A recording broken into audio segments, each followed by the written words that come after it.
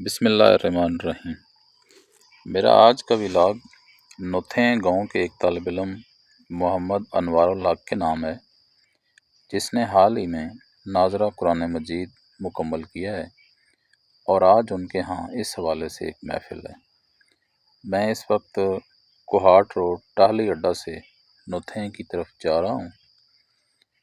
یہ چونکہ رات کا وقت ہے، ویڈیو اتنی صاف آپ کو نظر نہیں آ رہی ہوگی۔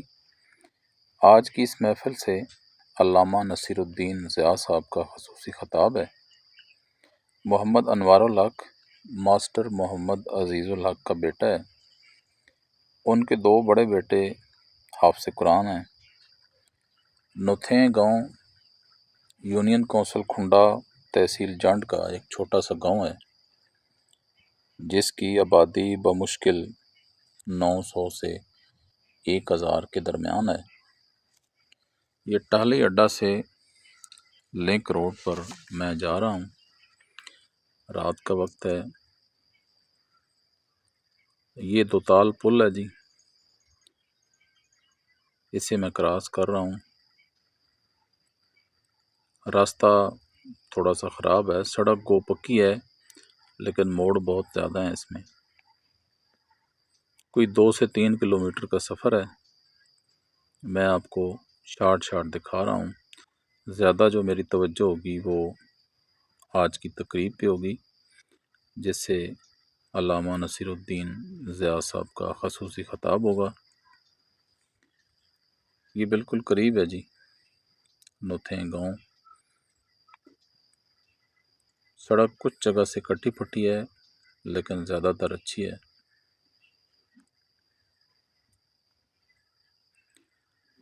آج کی جو محفل ہے یہ نتھیں کی جامع مسجد حنفیہ اس میں ہے۔ یہ نتھیں گاؤں اب شروع ہو گئے جی۔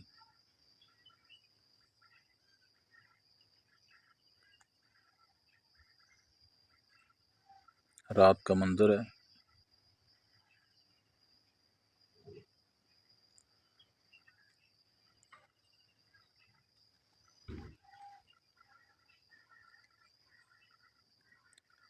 یہ ہیں جی ٹاہلی اڈہ سے نتھیں گاؤں کی طرف آ رہے ہیں۔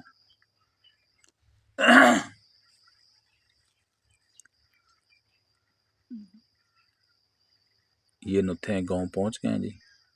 یہ سامنے جامع مسجد حنفیہ نظر آ رہی ہے، جہاں پر آج کے حوالے سے یہ تقریب ہے۔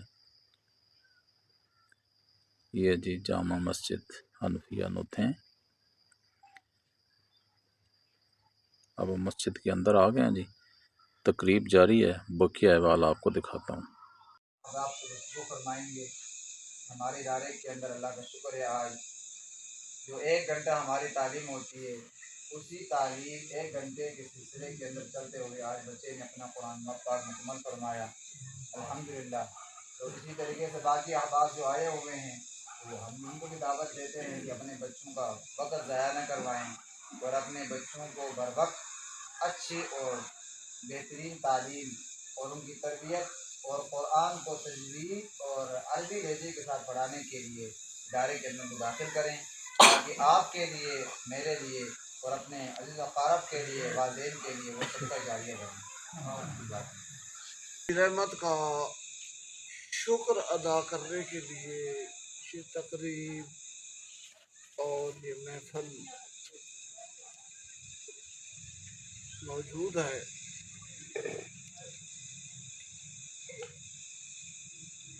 جس طرح ہمارے پیارے آقا حضرت محمد مصطفیٰ صلی اللہ علیہ وسلم جیسا پوری کائنات میں کوئی انسان نہیں،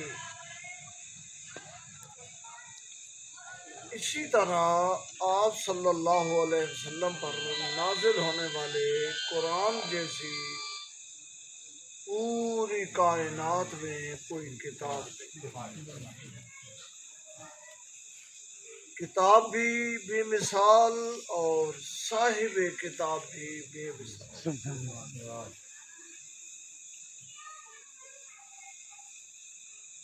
جب قرآن پاک نازل ہوا تو پوری دنیا میں جو کفار تھے، مشرکین تھے، یہود و نصارہ تھے،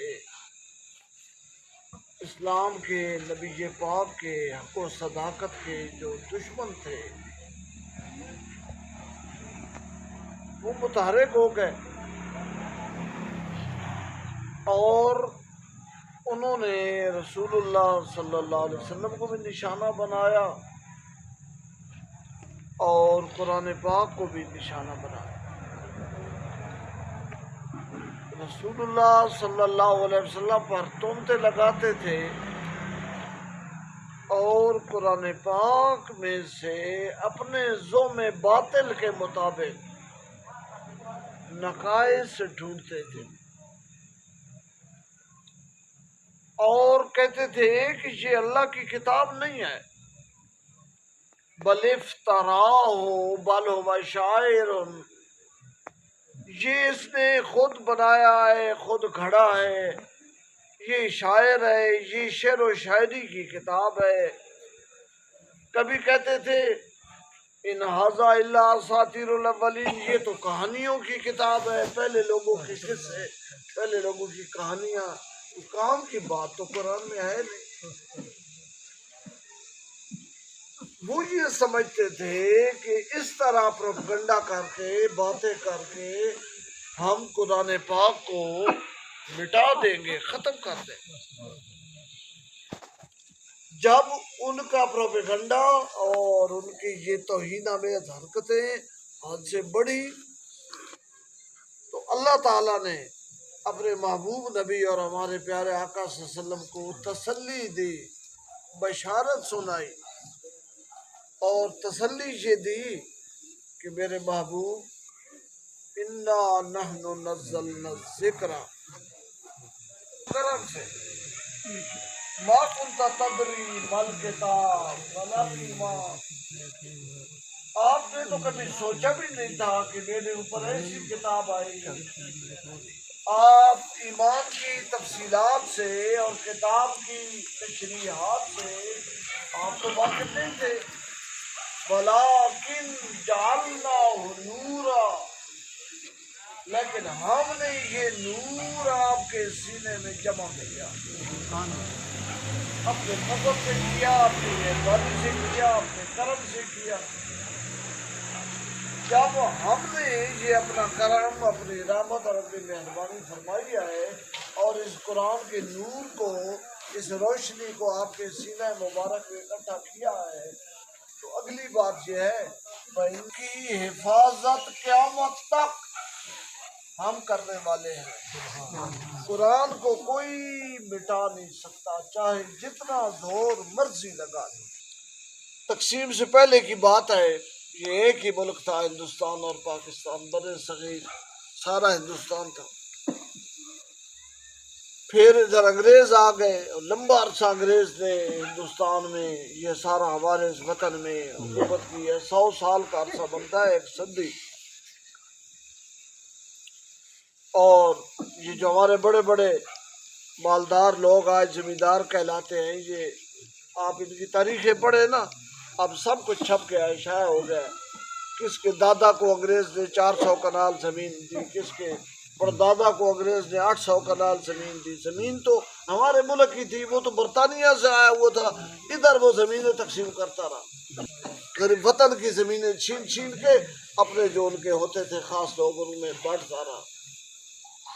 خیر، اس زمانے میں جو انگریزوں کے خلاف بر صغیر میں تحریکیں چلی انگریزوں کو نکالنے کے لیے، وطن کی آزادی کی تحریکیں، تو انگریزوں نے اس پر غور کیا، ان کے جو اصحاب علم تھے، کہ یہ مسلمان لڑ مرنے کے لیے تیار کیسے ہو جاتے ہیں۔ یہ بات آئی کہ ان کی جو کتاب ہے نا قرآن، اس میں جہاد کے بڑے فضائل ہیں، صورتیں ہیں جن میں حکم ہے کہ اللہ کی راہ میں لڑو، تمہیں جنت ملے گی، بس یہ سبب ہے۔ اگر اس کتاب کو، قرآن کو ختم کر دیا جائے، ضبط کر دیا جائے تو یہ خط سب سے ٹھیک ہو جائے۔ تو انگریزوں نے حکم دیا کہ قرآن کے جتنے نسخے ہیں سارے جمع کر لو، ضبط کر۔ اس زمانے میں پولیس جو انگریز کی پولیس تھی وہ آئی اور مسجدوں سے اور لوگوں کے گھروں سے جتنے قرآن کے نسخے تھے سب اٹھا کے لے گئے۔ ایک دستہ انتظامیہ کا جامع مسجد دہلی میں گیا اور وہاں جتنے قرآن پاک کے نسخے تھے 100-200 وہ سب اٹھائے، جمع کیے، گاڑی میں رکھے۔ تو شاہ عبدالعزیز محدث دہلوی جو شاہ ولی اللہ رحمۃ اللہ علیہ کے بیٹے ہیں، وہ اس مسجد میں پڑھاتے تھے، رہتے تھے۔ انہوں نے دیکھا تو ان کے پاس گئے، اور جو ان کا افسر تھا، ساتھ ایک آرمی کا افسر ہوتا تھا انگریزوں کی آدمی، اس سے انہوں نے پوچھا کہ یہ کیا معاملہ ہے؟ انہوں نے کہا جی یہ گورنمنٹ کا آرڈر ہے، سارے قرآن ضبط کرو۔ تو شاہ صاحب نے کہا 2 منٹ ٹھہرو۔ ایک چھوٹے سے بچے کو شاہ عبدالعزیز محدث دہلوی نے بلایا۔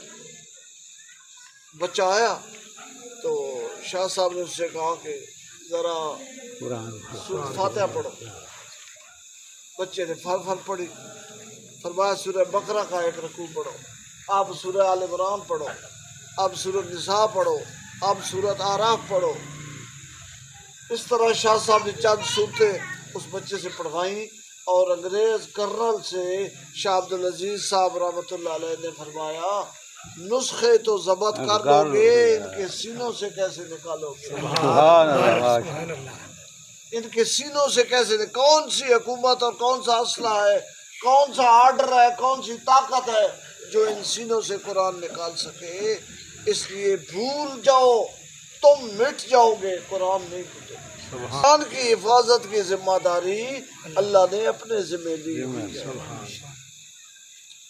امام قرطبی رحمۃ اللہ علیہ ایک بڑے عالم مفسر گزرے ہیں، انہوں نے اپنی تفسیر میں جو انہی کے نام پہ مشہور ہے تفسیر قرطبی، 15 جلدوں میں ہے قرآن پاک کی تفسیر عربی میں، اس میں انہوں نے اس آیت میں ایک واقعہ لکھا ہے۔ واقعہ انہوں نے یہ لکھا ہے کہ ایک مسلمان بادشاہ تھا مأمون الرشید، ہارون الرشید کا بھائی، وہ بیٹھا ہوا تھا تو محفل میں مختلف لوگ بیٹھے ہوئے تھے، تو ایک آدمی اس کی محفل میں بیٹھا ہوا تھا، حسن الوجہ، حسن اللون، حسن اللباس، حسن الکلام، اس کا چہرہ بھی بڑا خوبصورت، رنگ بھی بڑا خوبصورت، لباس بھی بڑا خوبصورت، اور لب و لہجہ بھی بڑا خوبصورت۔ تو مامون الرشید کے نا دل میں اس آدمی کی ہیبت اور محبت بیٹھ گئی۔ جب محفل ختم ہوئی تو مامون الرشید بادشاہ نے اسے بلایا اور اس سے پوچھا کہ تو کون ہے؟ اس نے کہا کہ میں فلاں علاقے سے آیا ہوں، ادھر مہمان ہوں اور میں عیسائی ہوں۔ مامون الرشید کو بڑا دکھ لگا، اوہو اتنا اچھا خوبصورت انسان اور کلمے سے۔ تو ایک مسلمان میں جذبہ ہوتا ہے، مامون الرشید بادشاہ اسے کہنے لگا تو اگر مسلمان ہو جانا، کلمہ پڑھ لے، تو میں تجھے اتنی دولت اور اتنے پیسے اور زمین جائیے وہ مختلف آفریں کی۔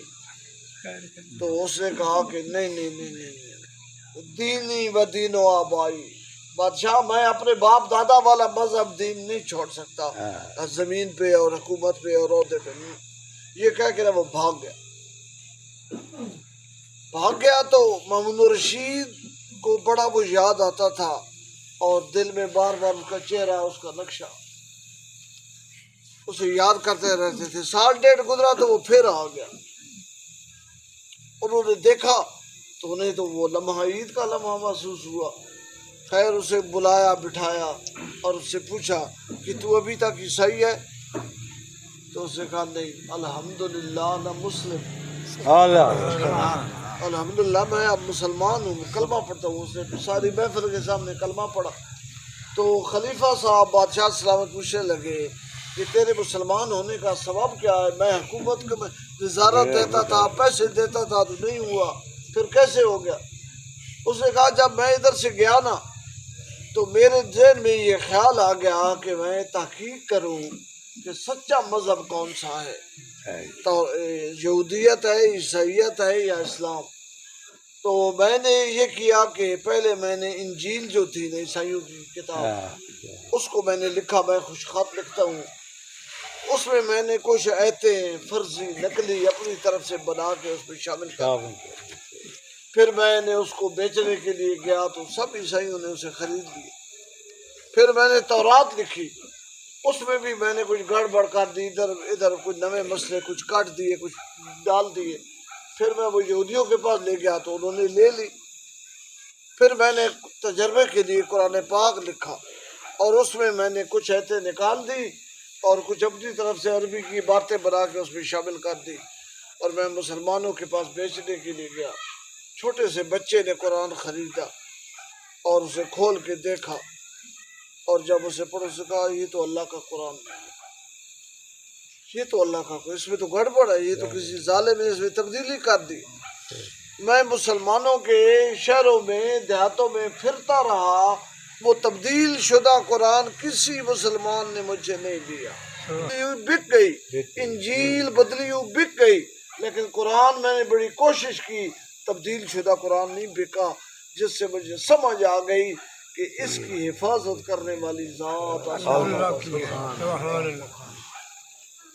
ہر چیز کی حفاظت کے کچھ اسباب ہوتے ہیں۔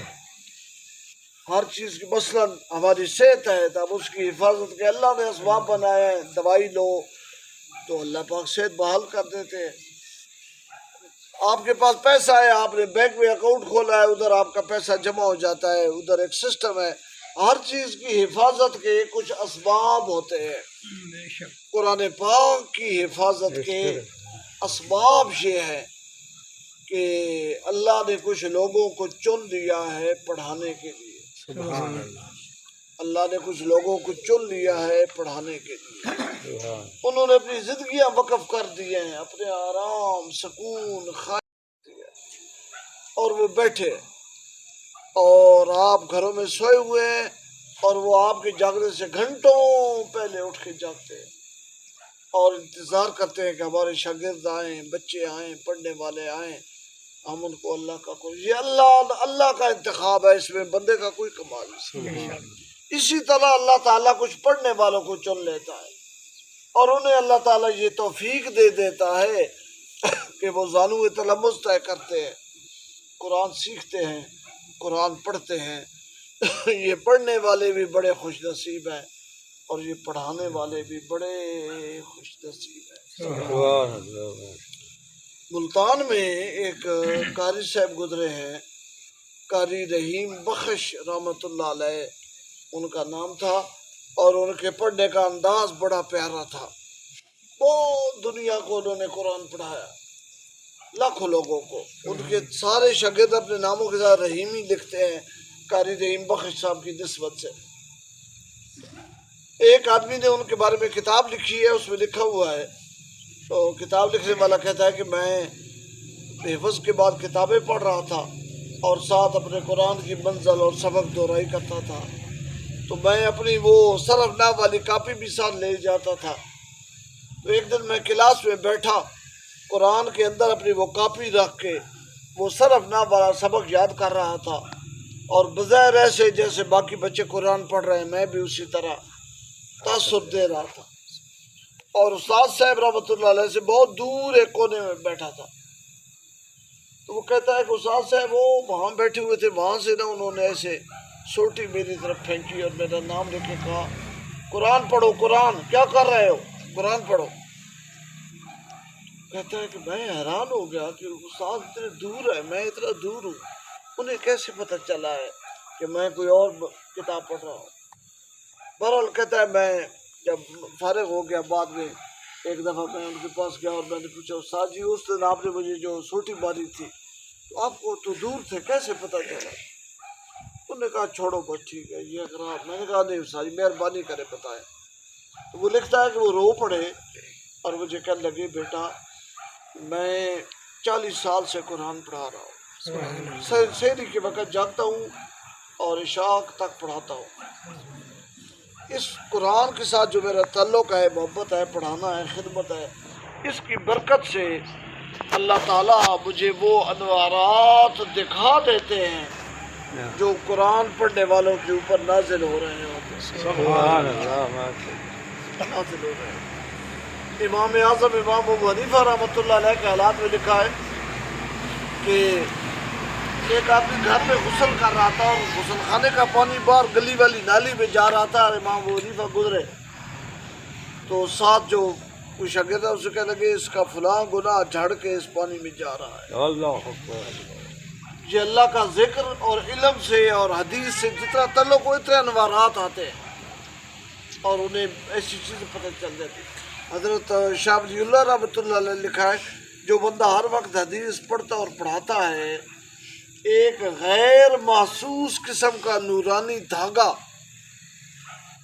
ہاتھ نہیں لگتا، ہاتھ میں نہیں آتا، غیر محسوس قسم کا ایک نورانی دھاگا اس بندے کے سینے کے ساتھ جڑ جاتا ہے اور پھر اس دھاگے کا اتصال رسول اللہ کے سینہ پاک کے ساتھ ہو جاتا ہے۔ سبحان اللہ، ماشاء اللہ۔ محسوس نہیں ہوتا، آپ کہیں کدھر ہے جی ہاتھ لگائیے، یہ کیا کہ شاہ صاحب نے کہہ دیا ہے ہمیں تو دھاگا نظر نہیں آتا۔ دیکھیں آپ میں سے ہر آدمی کے ساتھ دو فرشتے ہیں، ایک دائیں کندھے پہ بیٹھا ہے ایک بائیں کندھے پہ۔ کبھی آپ کو بوجھ محسوس ہوا ہے؟ نہیں، غیر محسوس۔ تو یہ انوارات ہوتے ہیں جو اللہ والوں کو نصیب ہوتے ہیں اور اس کی عطا سے نصیب ہوتے ہیں۔ تو قاری صاحب فرمانے لگے رحیم بخش ملتانی کہ اس وقت جو کلاس پڑھ رہی تھی نا، میں دیکھ رہا تھا کہ سب بچوں کے سروں پر انوارات برس رہے ہیں، تیرے سر پہ کوئی شے نہیں تھی، اللہ تیرے سر پہ وہ نور نہیں چمک رہا تھا۔ ایک بزرگ گزرے عبدالعزیز دباغ، وہ ان پڑھ تھے، ان کے بارے میں لکھا ہے غالباً شیخ الحدیث مولانا زکریا صاحب رحمۃ اللہ علیہ نے، کسی اور عالم نے لکھا ہے کہ وہ مسجد میں آ کے بیٹھے رہتے تھے، ان پڑھ تھے، طالب علم پڑھ رہے ہوتے تھے۔ تو ایک دفعہ نا طالب علم ایک ان کے پاس بیٹھ گیا اور جلالین پڑھ کے انہیں سنانے لگا۔ جلالین ایک تفسیر ہے قرآن پاک کی، عربی میں ہے، اس میں 2 لفظ قرآن کے ہوتے ہیں اور 2 لفظ آگے پھر عربی میں اس مفسر کے ہوتے ہیں۔ تو وہ طالب علم نا لگاتار پڑھ رہا تھا، تو وہ جو بزرگ تھے عبدالعزیز دباغ، وہ کہنے لگے کہ یہ اللہ کا کلام ہے اور یہ کسی اور کی بات ہے۔ پھر اس نے اگلی آیت پڑھی اور اس کی تفسیر پڑھی تو وہ بزرگ بابا جی کہنے لگے یہ اللہ کا کلام ہے اور یہ کسی اور کی بات ہے۔ اس نے کہا بابا جی آپ تو ان پڑھ ہے، آپ کو یہ کیسے پتہ؟ اس نے کہا جب تو اللہ کا کلام پڑھتا ہے نا تو تیرے منہ سے نور نکلتا ہے، سبحان اللہ، اور جب آگے کسی اور کی بات تو پڑھتا ہے تو وہ نور بجھ جاتا ہے۔ سبحان اللہ۔ یہ اللہ پاک یہ چیزیں دنیا یہ یؤمنون بالغیب ہے، یہاں پردے ہیں۔ بعض اوقات اللہ اپنی قدرت ظاہر کرنے کے لیے دکھا دیتے ہیں کہ یہ کیا مرتبہ ہے، کیا مقام ہے۔ اگر وہ ساری چیزیں آج ظاہر ہو جائیں تو پھر تو امتحان ہی کوئی نہیں، پھر تو امتحان ہی کوئی نہیں۔ ایک بندہ وہ ہے جس نے اپنی اولاد کو اس طرف لگایا ہوا ہے جہاں بڑی ترقی کا امکان ہے، پتر کل جنرل بن جائے گا، کرنل بن جائے گا، ڈاکٹر بن جائے گا، MPA بن جائے گا، MNA بن جائے گا، بلے بلے بلے۔ دوسرا بندہ وہ ہے جس نے اپنے جگر کے ٹکڑے کو، جان سے پیارے بچے کو قرآن کے لیے وقف کیا ہوا ہے، اسے شان ملے گی کیا قرآن والے کو شان نہیں ملے گی؟ ملے گی شان والے۔ حقانیہ کوڑا خٹک بہت بڑا مدرسہ ہے، دارالعلوم حقانیہ کوڑا خٹک، اسے دارالعلوم دیوبند ثانی کہتے ہیں علماء کرام۔ اس میں ایک استاد گزرے ہیں ڈاکٹر شیر علی شاہ صاحب رحمۃ اللہ علیہ، پوری زندگی وہ بخاری شریف اور قرآن کی تفسیر پڑھاتے رہے۔ انہوں نے ایک جگہ یہ اپنے بیان میں فرمایا ہے کہ ایک انگلینڈ کی خاتون تھی گوری، تو اس کے ہاں بچہ پیدا ہوا تو بچہ سیاہ کالا حبشی افریقی، جو بچہ پیدا ہوا ہے وہ سیاہ کالا جیسے حبشی ہوتے ہیں، افریقی ہوتے ہیں۔ تو ڈاکٹروں نے نا اس پر بڑی تحقیق شروع کر دی کہ یہ کیا ماجرا ہے، بچے کا رنگ ماں پہ بھی نہیں گیا، باپ پہ بھی نہیں گیا۔ تو وہ جو لوگ ہوتے ہیں نا وہ بڑے اس ہر بات کو گہری نظر سے دیکھتے ہیں، ہماری طرح کا معاملہ تو نہیں ہوتا، ایک ایک بات پہ وہ سالوں تحقیق کرتے رہتے ہیں۔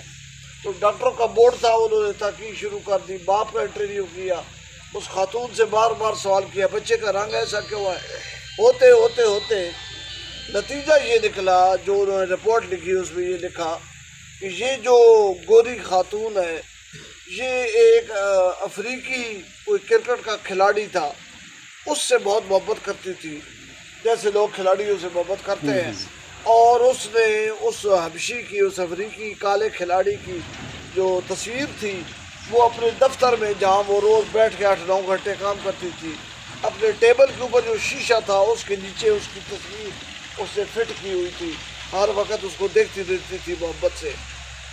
اس کالی تصویر کو بار بار محبت سے دیکھنے کی وجہ سے اس کے اثرات اس کے اوپر اتنے پڑے کہ پیٹ میں جو بچہ تھا اس کا رنگ کالا ہو گیا۔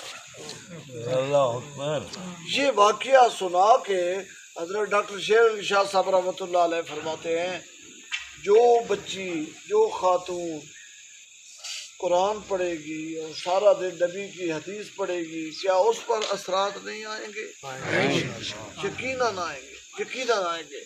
تو یہ بچے بھی بڑے خوش نصیب ہیں اور انہیں پڑھانے والے استاد بھی بڑے خوش نصیب ہیں۔ جس محلے میں، جس علاقے میں، جس جگہ پہ قرآن کے مدارس ہوتے ہیں، مکاتب ہوتے ہیں، قرآن پڑھنے والے ہوتے ہیں، اللہ ہزاروں مصیبتوں سے ان بستیوں کو بچاتا ہے، ان محلوں کو بچاتا ہے، اور وہ انوارات اور وہ برکات پورے محلے اور پورے گاؤں میں پھیلتے ہیں، پورے گاؤں میں پھیلتے ہیں۔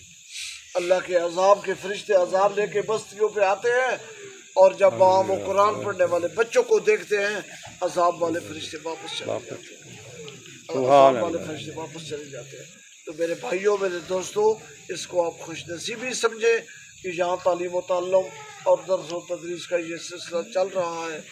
آج ہمارے بچے انوار الحق کی تکمیل ہوئی ہے، باقی بچے بھی پڑھ رہے ہیں۔ میں ان سب کے لیے دعا گو ہوں، اللہ تعالیٰ اپنی رحمتیں ان سب کے شامل حال فرمائے۔ دعا کرتے ہیں، دعا سے قبل صرف 2-4 منٹ میرے ساتھ تشریف لائے ہیں ہیڈ ماسٹر حاجی عبد المالک صاحب، 2 منٹ صرف۔ سب سے پہلے تو میں جس بچے نے قرآن پاک ختم کیا ہے جی، محمد انوار الحق، اس کو مبارکباد پیش کرتا ہوں۔ ان کے استاد محترم جناب قاسمی صاحب جس بچے نے ختم کیا ان کے پاس، ان کو مبارکباد پیش کرتا ہوں۔ ان کے والد صاحب جناب محمد عزیز الحق صاحب، جو میں سمجھتا ہوں کہ ایک بڑے خوش نصیب والد ہیں، ان کو مبارکباد پیش کرتا ہوں۔ اور پھر پورا محلہ اور پوری برادری جو اس وقت یہاں پہ جمع ہے، بہت بڑی خوشی ہے۔ میرا خیال ہے کہ یہ آج کا جو دور ہے بڑا نفسا نفسی کا دور ہے، اور کسی شخص کے پاس اتنا وقت نہیں ہے کہ وہ آ کے کسی محفل میں بیٹھے، اور بڑے خوش نصیب لوگ ہیں۔ مجھے یہ دیکھ کے بڑی خوشی ہوئی ہے کہ آپ سارے لوگ بھی اس بچے کی خوشی میں، اس کے والدین کی خوشی میں، اور ان کے استاد محترم کو، یقیناً استاد صاحب کو بہت خوشی ہوتی ہے جب ان کا لگایا ہوا پودا پھل دینے لگتا ہے وہ۔ تو میں مبارکباد پیش کرتا ہوں جی، اور اس کے ساتھ اللہ تعالیٰ کا شکر ادا کرتا ہوں کہ مجھے بھی اس محفل میں شرکت نصیب ہوئی۔ بہت شکریہ۔ والمرسلین محمد وعلی آلہ واصحابہ اجمعین۔ یا رب العالمین، جہاں اس مدرسے میں، اس مسجد میں ہمارے جتنے بچے پڑھ رہے ہیں، ان سب کو اپنی رحمتوں سے مالا مال فرما، انہیں کامیابی نصیب فرما، دین و دنیا کی برکتیں، رحمتیں، عزتیں ان بچوں کو نصیب فرما۔ یا رب العالمین، اہل محلہ، اہل بستی، جتنے لوگ بھی اس مدرسے کے معاون ہیں، قاری صاحب کی خدمت کرنے والے ہیں، سب کو جزا خیر نصیب فرما، سب کی جھولیاں اپنی رحمت سے بھر دے۔ یا رب العالمین، فتنوں سے، آزمائشوں سے، شر شیطان سے، حسد حاسدین سے ہم سب کی حفاظت فرما۔ حسبنا اللہ و نعم الوکیل، وصلی اللہ تعالی علی خیر خلقی محمد وعلی آلہ وصحبہ۔ تقریب کے آخر پر بچے کے قرآن پاک ختم کرنے کی خوشی میں مٹھائی تقسیم کی جا رہی ہے۔ آپ یہ مناظر دیکھیے اور مجھے مسجد انفیہ نوتھیں سے اجازت دیجیے۔ اس کے بعد اذان عشاء ہونے والی ہے۔ اللہ اکبر کی آواز سنیے۔ اللہ حافظ۔